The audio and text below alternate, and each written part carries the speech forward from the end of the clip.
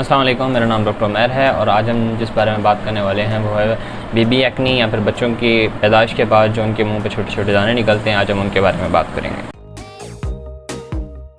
Baby acne जो है या फिर बच्चों के जिस्म के ऊपर जो छोटे दाने निकलते हैं या इन्हें पैदाइशी दाने भी कहा जाता है, ये अमूमन बच्चे की पैदाइश के 2 से 4 हफ्तों के बाद निकलते हैं और ये तकरीबन 3 से 4 महीनों में खुद ब खुद ठीक हो जाते हैं। ठीक है, और ये दिखने में कैसे होते हैं, ये बाजू का छोटे छोटे नुक्तों की तरह ये लाल भी हो सकते हैं और बाजू का वाइट कलर के भी होते हैं।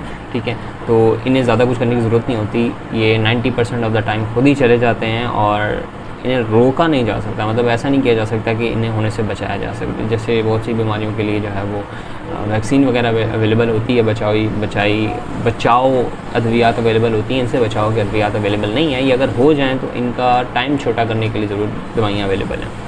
ठीक है, तो ये जो दाने वगैरह होते हैं ये हार्मलेस होते हैं, ये कोई घबराने की चीज़ नहीं होती, ये कोई ख़तरनाक चीज़ नहीं होती, ये कोई बीमारी नहीं होती, ये कुदरती एक अमल होता है, आते हैं और चले जाते हैं। ठीक है, तो इनसे ज़्यादा कुछ करने की इतनी ख़ास ज़रूरत नहीं होती है।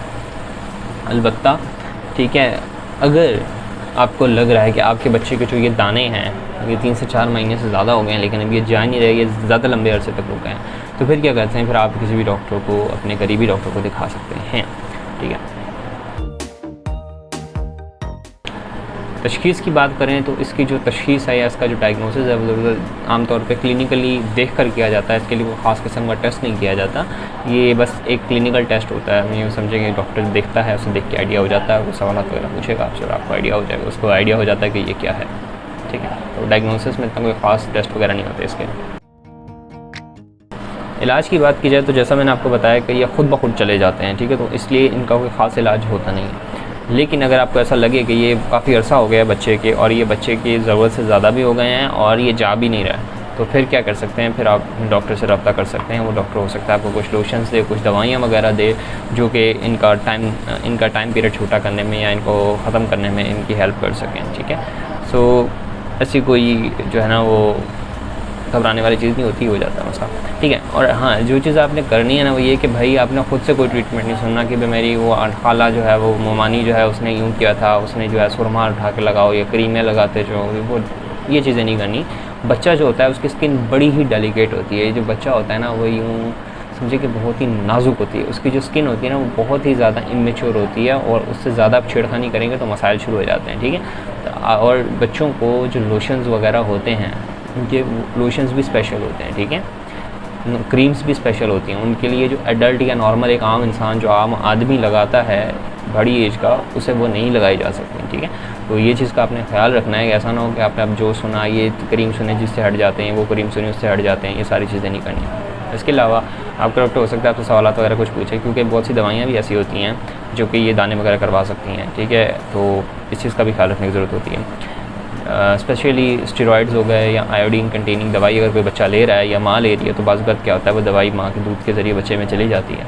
ठीक है, तो उसके भी रिएक्शंस हो सकते हैं। तो माँ जो दवाइयाँ ले रही है वो भी बड़ी इंपॉर्टेंट होती है। ठीक है, तो जब भी आपने डॉक्टर के पास जाना है अपने बच्चे को दिखाने के लिए, अव्वल तो देखें आपको करने की ज़रूरत होती नहीं है, खुद बैठो ठीक हो जाता है। लेकिन अगर आपको ऐसा लग रहा है कि यार ये ज़रूरत से ज़्यादा है, ठीक है, तो फिर आपने क्या करना है, फिर आप अपने जो अलामतें वगैरह हैं, कितने अरसे से हैं, ये पेपर पे लिख के क्या क्या अलामतें हैं बच्चे के साथ, ये लिख के, बच्चा रोता तो नहीं है, बच्चा ज़्यादा ख़ारिश वगैरह तो नहीं करता, ये सारी चीज़ें लिख के आपने। इसके अलावा माँ जो दवाइयाँ लेती है या बच्चा जो दवाइयाँ लेता है या अपने आप तक जो ट्रीटमेंट आप खुद पे घरेलू टोटके कर चुके हैं, वो ये सारी चीज़ें लिख के एक पेपर पर ले जाएँ। जब आपसे डॉक्टर सवाल करेगा ना तो होता ये कि हमारी मदद बहुत हो जाती है। बाज़ का उस वक्त बहुत छोटा सा टाइम मिलता है बात करने का, उसमें बहुत सी चीज़ें मिस हो जाती हैं, तो उस वजह से इलाज में बड़ा मसाइल आते हैं। ठीक है, और कुछ चीज़ें ऐसी हैं जो कि आपने घर पे बच्चे के लिए कर सकते हैं। ठीक है, बहुत कुछ चीज़ें ऐसी हैं जो कि आप खुद कर सकते हैं, बच्चे की होम रेमेडीज़ हैं। जैसे कि आप बच्चे को सबसे पहले तो उसके बच्चे की बहुत स्किन की केयर करें, क्योंकि बहुत डेलिकेट स्किन होती है। ठीक है, बच्चों की स्किन इंतहाई नाजुक होती है, इंतहाई नाजुक होती है, उसके ज़्यादा छेड़खानी नहीं करनी होती, पहली चीज़। ठीक है, दूसरी चीज़, जो आप मुँह हाथ वगैरह बच्चे का धोते हैं तो उसमें गीला कपड़ा करके तो उसे साफ़ कर सकते हैं आप। ठीक है, बड़ों के लोशन बच्चों पे मत इस्तेमाल करें। ठीक है, इसके अलावा कोई ख़ास किस्म की जो आपने ज़ुबैदा आपा का ये वाली क्रीम लगा लें, ये क्रीम लगा लें, ये चीज़ें नहीं करनी है आपने।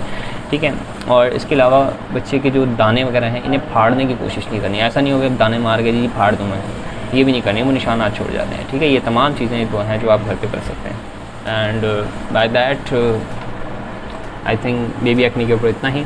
अगर आपको कोई सवाल वगैरह हैं तो वो भी आप डिस्क्रिप्शन में जाकर पूछ सकते हैं एंड कमेंट कर सकते हैं। अगर आपको ये वीडियो का टॉपिक सजेस्ट करना चाहते हैं, अगर सवाल पूछना चाहते हैं तो वो भी आप पूछ सकते हैं। That's all, this is Umair signing off. Allah हाफ़िज़।